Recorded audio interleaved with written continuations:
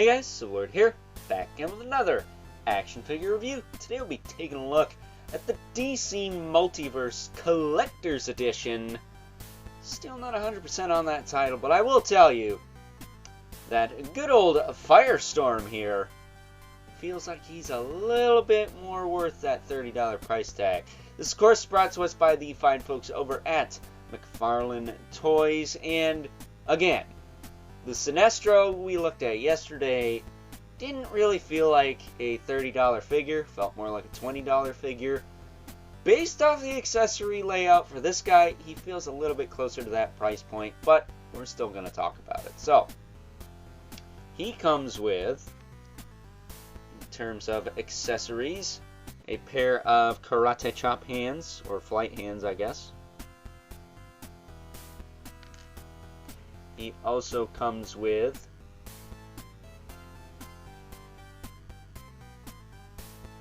a pair of mismatch hands. He's got a finger bang and a kind of open, graspy, turn your head and cough hand. Oh yeah.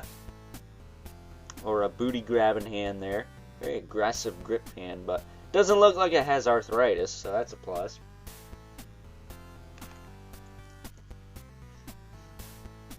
He also comes with a flat hand with some fireballs shooting off it. At least that's what I assume those are. That are their uvulas or testicles or something. I don't know. They don't really look like fireballs. They look kind of inappropriate, kind of phallic. So we'll get that off screen before I get flagged here. Then we also have a flaming hand, which is pretty cool. I like this one quite a bit. I wish we got a pair of these, to be honest with you, but it is what it is. And then we got the iconic Firestorm kind of circle effect hands. I like these the most. These are what I use with mine. Although it's hard to tell what side they're supposed to go on, I can't really see the fingers because they are literally just these pieces. So I think this is for the left, this is for the right. And they're supposed to face this way, the long way, so that is that. And last but certainly least at this point anyways, he comes with a collectible trading card, a little bit of foil on the side. It's a bio on the back that you can pause and read at your own leisure. But long story short, I can't actually give you a brief little trivia bio for Firestorm here, because I don't know a whole lot about the white guy version of the character. I'm more familiar with the black dude who merges with the professor version of Firestorm that was in Batman Brave and the Bold. So my apologies for that. But good news is we get another handy dandy card stand that you can put the collectible trading card in. Like that. And you can display it next to Firestorm, like so. Or throw that shit in the garbage, because who gives a crap. So, there you go. Taking a closer look at the Firestorm figure, he of course comes with, like Sinestro, a hockey puck display stand with the DC logo in silver there. So I guess that's nice. You can kind of see it shining there. But a cool figure. I dig him. He's got fist hands. That's cool. Kind of looks like he's using the arms from Deathstorm, but I'm not sure. Could be new parts. I definitely don't recognize the torso, especially since it has the sculpted Firestorm bits on it. And I definitely don't recognize the legs. They're very smooth. They got a seam down the side. Not sure if we've seen these parts before. Maybe the boots are from Deathstorm, but don't quote me on that. I don't think the ankles are, though. So maybe the legs are new. Maybe the arms are reused. I'm not sure. But he looks pretty cool. He's got the fire coming off his head. Now, personally, if they wanted to make a either a variant or make it a true kind of collector's edition, give us the alternate, black guy head and the little professor that plugs into the back. Because Mattel did that with the Total Heroes line. That figure was awesome, but that was a different company, different time. But as far as articulation on this guy goes, he can look up. Gotta tell you, double ball pigs are kicking ass on these figures lately. He can look up really well. He can look down. He can tilt side to side. rotate all the way around. And he doesn't have a stupid lollipop on the back. So all you guys that are defending disc hinges from Hasbro, kiss my ass. You can tilt the arm up, back down, rotate. He does have a the butterfly cup thing there. He's got a bicep swivel, double jointed elbow, which is nice and tight, but does have the Cliffs of Dover going on. So that does kind of suck. He does have the ball hinge wrist, however, and that works just fine. His torso can tilt that far forward and that far back. I did have to kind of find a sweet spot on mine, but after finding it, it's fine. You can tilt side to side too if you want, but it is what it is. He does have a waist rotation, but it's very tight. The upper torso rotates just fine, but again, a little Floppadopoulos here and there.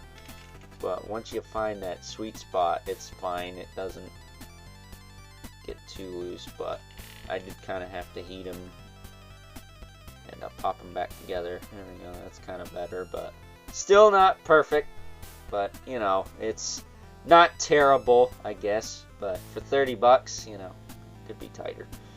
His hips can kick forward about that far, back a little bit, out, down. He does have a tiny thigh quiver. Double knee is about that far. No Cliffs of Dover, but it is pretty flat. So that's not the most attractive looking thing.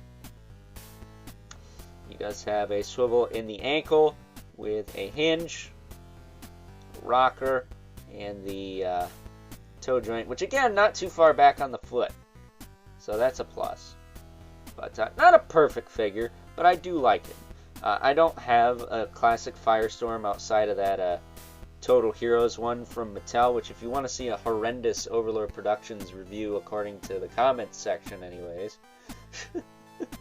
on the old Overlord Toy Reviews channel, that's the best way to find that channel, I did a review of that Total Heroes Firestorm, and people are probably still commenting on how bad that review is. I kid you not, I can't catch a break with that one, but popping his hands off here.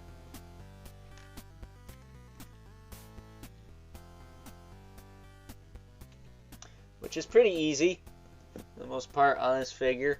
I didn't really notice anything that was too overly difficult to pop on as far as the swappable hands go.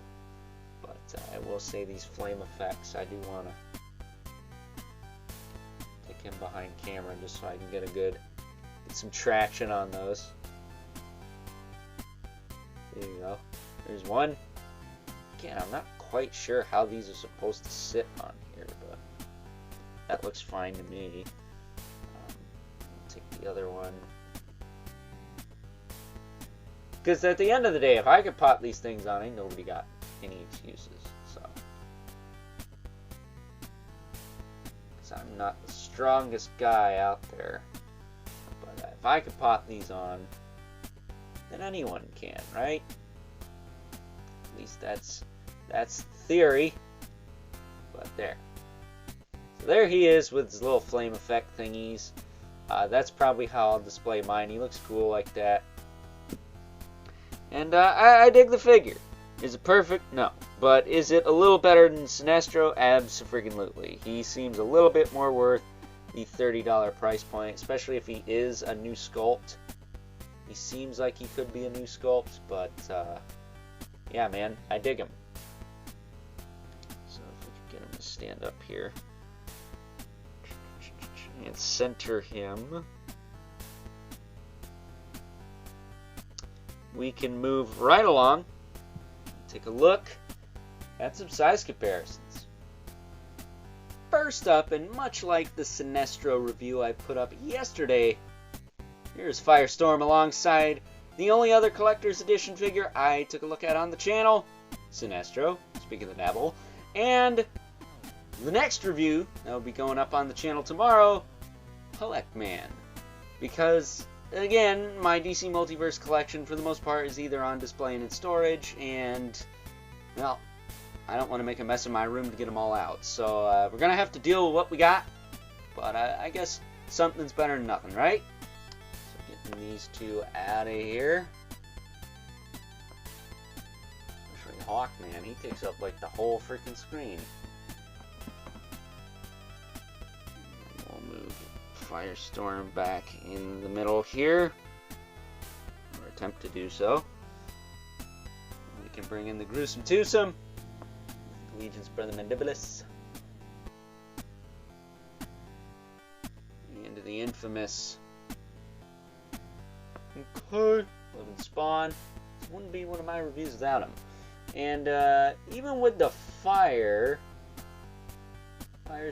is a little bit taller than Spawn, but without it, of course, Spawn towers over everyone. You know, that's just how it is. Why should it change now, right? So, with that being said, it's time now to wrap things up. Some final thoughts. Overall, and unlike good old Sinestro, who I took a look at yesterday, again, check that out if you haven't already. Would really appreciate it if you did. I think Firestorm here, good old Firestorm here, definitely is a little bit more warranting of that $30 collector's edition price tag and title, because you get a lot of accessories with this guy. You get, is it 4 sets of interchangeable hands?